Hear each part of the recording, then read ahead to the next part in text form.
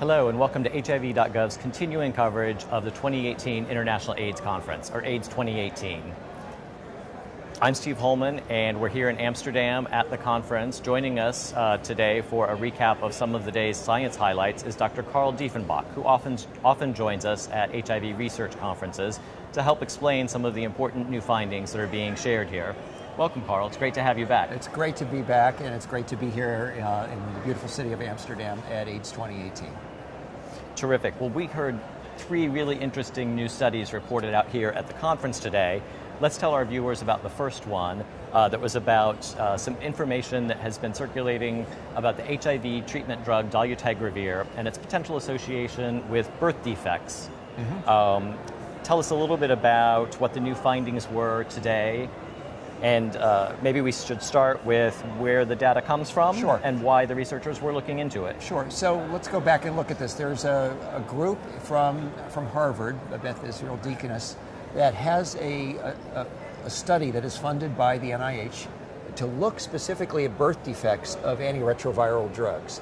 And so because it started in Botswana in 2014, it was looking at the impact of the current regimens from 2014 till now, and its impact on birth defects. And the way you can look at birth defects is in women who start the medications during pregnancy or start their medications prior to becoming pregnant. And so they've been collecting data all along, and as we got into 2016, 2017, dolutegravir, the new integrase inhibitor, started for rolling out. So at that point in time, they were able to capture data on dolutegravir. So early on, they reported that dolutegravir, when started during pregnancy, had no impact on birth defects. As the data grew and they started looking earlier and earlier in pregnancy and got to a point where they were starting, women were starting dolutegravir before becoming pregnant, they started seeing the signal. And the signal was an increased incidence of a certain type of birth defect, right? Can you tell us about what that was? This is a really important point, is what was the birth defect that we're being seen. So very early in the development of an embryo, there's something called the neural tube, which is formed. And that is the primitive, like they say, neural tissue that ultimately becomes the brain, the nerves, the spinal cord, everything that we think of from the brain, the eyes, hearing, all sensory components start as a neural tube, and it literally looks like a tube. It forms in the first 28 days of pregnancy. So this is the most vulnerable time. So any drugs that work to impact neurotube defects cause profound birth defects in the first month of pregnancy. And what they saw is in approximately 400 to 500 live births, there were 4 neurotube defects, which is an incredibly high rate. And so this caused significant concern, because the other drugs in the study did not have an increase, as was expected, did not have an increased rate of neurotube defects.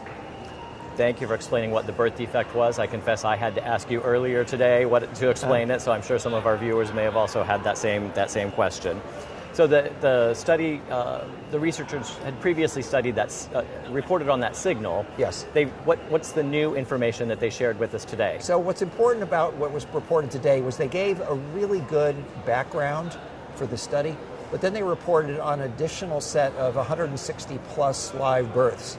And out of that 160 live births, they saw no additional neurotube defects. And that's an important step forward, is that as we collect more data, what is the strength of the signal? Does it hold up, or was it, the beauty of science is that you have potentially statistical anomalies. So we do not know, and we will need to look in other cohorts as well as continue to expand the data coming out of this Botswana cohort to see what the true impact is. So as of right now, there's been, instead of approximately 400 live births, there's now about 560, 570. The rate is still 4 per that denominator, and we're waiting for additional data to come in. We expect additional data from this group by March of 2019. Okay.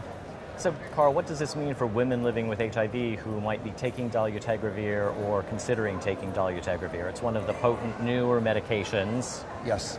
So I think this is really one of the critical issues right now. So if a woman wants to become pregnant, is living with HIV and wants to become pregnant, there are other regimens that she could go on which are completely safe. And then there'd be nothing wrong with her switching to dolutegravir later in her pregnancy or after birth. But in the meantime, what the WHO is recommending, with an abundance of caution, consider not getting pregnant on dolutegravir. And if you are living with HIV in a woman and you don't want to get pregnant, make sure you're on a reliable form of birth control that would prevent you from becoming pregnant if that is your desire. So it's about maintaining choice for women, as well as also, through an abundance of caution, giving people, women in particular, the evidence they need and the information they need to make informed decisions. Excellent. And in that summary, you pointed to something else that the researcher shared with us this morning, was the fact that in their data, this applied only to women who were taking dolutegravir at the time of conception. Yeah. Let's reinforce that point. There have been no occurrences. Let's reinforce that point, because that was exactly the data that Rebecca reminded us of when she spoke today, is that previously they had reported is no impact on birth defects for women who start dolutegravir during their pregnancies. And so that point needs to continue to be driven home, but it's women who get pregnant while on dolutegravir. And that, again, it's that first 28 days of pregnancy which is the crucial time. Great. For viewers who might want to learn more about this particular issue, where should they look? So they should go there's a website that I believe is going to be shown right here on the screen, and it's fda.gov, and I think there's really good advice. Additionally, the WHO has information up on their website as well. Also, talk to your healthcare provider. That is the best evidence we can always give, is if you talk to your OBGYN about what your options are, and your primary healthcare provider who provides your HIV treatments. Terrific. Let's talk next about a second really exciting study that we heard about today. That was the Partner 2 study being reported out by Alison Roger on behalf of her colleagues at the Partner Study Group. And it has to do with the effectiveness of treatment as prevention among gay male couples. Mm-hmm. Let's start first, though. We've known with some basics. We've known for decades about the life-saving, life-extending, health-improving benefits of HIV treatment. We also know that it has some significant prevention benefits. Can you talk a bit about how HIV works, or how HIV treatment also works as a prevention tool? Sure. Let's just review. So the treatment as prevention has been a gleam in many people's eyes, but recently, with the completion of the HPTN 052 study, we had definitive evidence that HIV treatment and the ability to fully suppress an HIV positive person in a serodifferent couple resulted in no transmissions during sex. The great thing about 052 is it demonstrated that. The gap in knowledge was dealing with serodifferent men who have sex with men couples. Mm-hmm. So what we had about a year ago was Partners 1. Mm-hmm. And Partners 1 was a reasonably sized study that looked at a fixed number of couples and looked at condomless sex acts and demonstrated that there were no transmissions between in a serodifferent couple when the partner who was living with HIV was fully suppressed. Fast forward to today, they have expanded this to 77,000 acts of anal sex that were condomless. There were about 1,000 couples in the study, and the couples had some very specific requirements they had to have in order to get in the study. In the serodifferent couple, the partner living with HIV had to be durably suppressed. Right. The partner who was seronegative could not be on PEP or PrEP. So out of this study, and this is the really interesting thing, and this in many ways parallels what we saw in HPTN 052, there were 15 transmission events in the study. And I think that's important for people to acknowledge. Yes, there was transmission in the study, but there was also a significant amount of open relationships in the study, and in every case, in those 15 transmission events, they were unlinked, meaning they could definitively prove that the virus did not come from the serodifferent partner. So we're in a situation where in this group, we know there was a lot of condomless sex because the rate of STIs was fairly significant. There were 20% of the people had sexually transmitted infection during the study. But this reinforces that HIV treatment, once you achieve virologic suppression, you cannot transmit to your seronegative partner.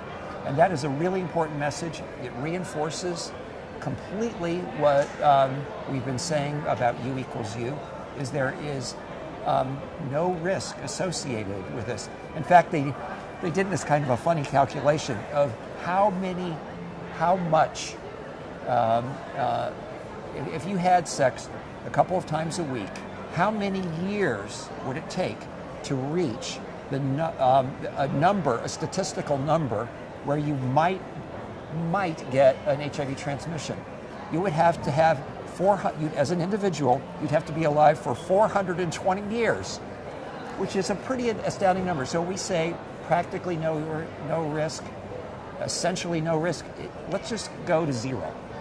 There's zero risk right now because I'm not going to live to be 420. Sorry, Steve, neither are you. I probably won't. But that's our reality, is that we now know and continue to get this message reinforced that U equals U is one of the most important messages coming out of this conference.